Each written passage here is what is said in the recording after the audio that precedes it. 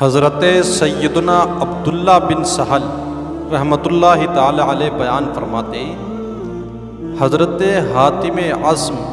علیہ الرحمٰن نے ارشاد فرمایا کہ میں تقریباً 30 سال تک سیدنا شیخ شفیق بلخی رحمۃ اللہ تعالی علیہ کی صحبت بابرکت میں رہا۔ ایک دن آپ علیہ الرحمٰن نے مجھ سے ارشاد فرمایا، حاتم، اتنے دنوں تم ہماری صحبت میں رہے ہو، آخر بتاؤ ان دنوں میں تم نے ہمارے پاس رہ کر کے کیا سیکھا ہے؟ تو حضرت حاتم علیہ الرحمہ فرماتے ہیں کہ میں نے آپ کی صحبت بابرکت میں رہ کر کے جو کچھ سیکھا تھا اس میں سے آپ کی بارگاہ میں چند اہم باتیں بیان کرنا شروع کی۔ تو پہلی بات آپ نے بیان فرمائی کہ جب میں نے غور کیا کہ میرے رزق کا مالک اللہ رب العزت ہے، یعنی میرے حصے کا جو رزق ہے وہ اللہ رب العالمین ہی کی ملکیت میں ہے، تو پھر میں اپنے رب اللہ رب العزت کے علاوہ باقی تمام لوگوں سے، تمام مخلوق سے بے نیاز ہو گیا۔ دوسری بات آپ ارشاد فرماتے ہیں کہ جب میں نے دیکھا کہ اللہ رب العزت نے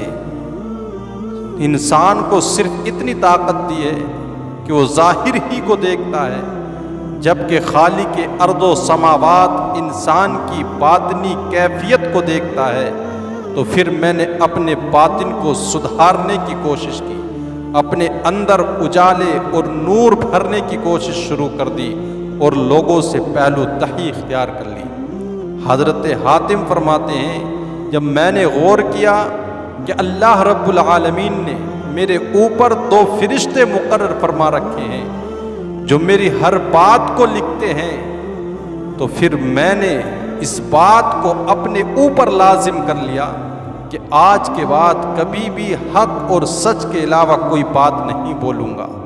اور میں اس بات پر ڈٹا رہا کہ اپنی زندگی میں کبھی بھی سچ کے علاوہ پھر میں نے اور کوئی بات نہیں بولی۔ حضرت حاتم علیہ الرحمہ کی یہ بات سن کر شفیق بلخی رحمۃ اللہ تعالی علیہ نے ارشاد فرمایا، حاتم مبارک ہو،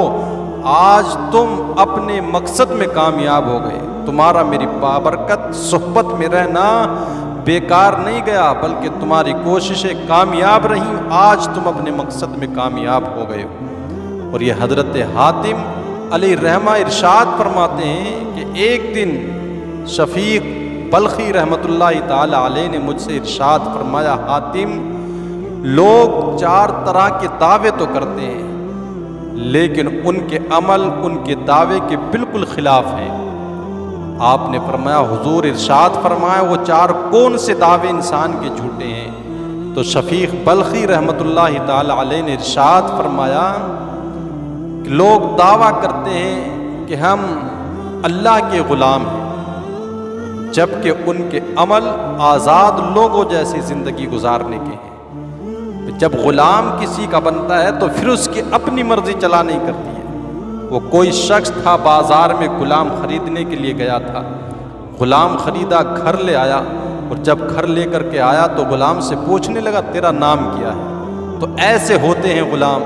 غلام نے کہا میرا کوئی نام نہیں ہے، آپ میرے مالک ہیں، جو نام آپ رکھیں وہی میرا نام ہے، اگر میں اپنی مرضی سے نام رکھوں تو پھر میں غلام کس بات کا ہوں؟ تو جب لوگ دعویٰ کرتے ہیں کہ ہم اللہ رب العالمین کے غلام ہیں تو پھر لوگ اپنی منمانی زندگی کیوں گزارتے ہیں؟ تو یہ دعویٰ ان کا جھوٹا ہے۔ دوسری بات آپ نے ارشاد فرمائی کہ لوگ کہتے ہیں آخرت کی زندگی دنیا کی زندگی سے بہتر ہے، دعویٰ یہ ہے، لیکن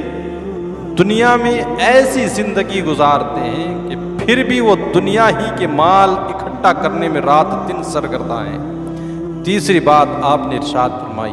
لوگوں کا دعویٰ ہے کہ ہمارے رزق کا کفیل اللہ رب العالمین ہی ہے، لیکن اس کے باوجود وہ اس بات پر مطمئن نظر نہیں آتے۔ جب عقیدہ دعویٰ یہ ہے کہ رب ہی کفالت کرنے والا ہے تو جتنا رب نے دیا ہے اسی پر شکر گزار اور صابر بنا رہے،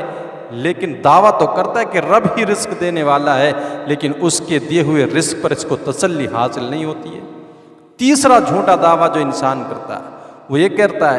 کہتا ہے کہ موت تو آنی ہے، برحق ہے موت، لیکن اس کے باوجود زندگی ایسی گزارتا ہے، عمل اس کے ایسے ہیں کہ لگتا ہے کہ اس کو مرنا ہی نہیں ہے۔ اور کہا چوتھی چیز ارشاد فرمائی کہ لوگوں کا دعویٰ ہے کہ ہمارے رزق کا کفیل اللہ رب العالمین ہے، لیکن پھر بھی اس پر مطمئن نہیں ہے۔ 4 چیزیں جو آپ نے ارشاد فرمائی تھیں، اور فرمایا جب ان تمام 4 باتوں کو چھوڑ دو گے، اپنے اندر سے اس دعوے کو سچا پیدا کر لو دعوے کو، تو تمہاری زندگیوں میں ایک انقلاب آ جائے گا اور تمہیں اپنے رب کی معرفت حاصل ہو جائے گی۔ تو جو 4 دعوے ہیں آپ کے کہ رب ہی ہمارے رزق کا کفیل ہے، ہم اس کے غلام ہیں، موت برحق ہے، آخرت کی زندگی دنیا کی زندگی سے بہتر ہے، تو جو یہ 4 دعوے ہیں ان دعووں کو سچا کر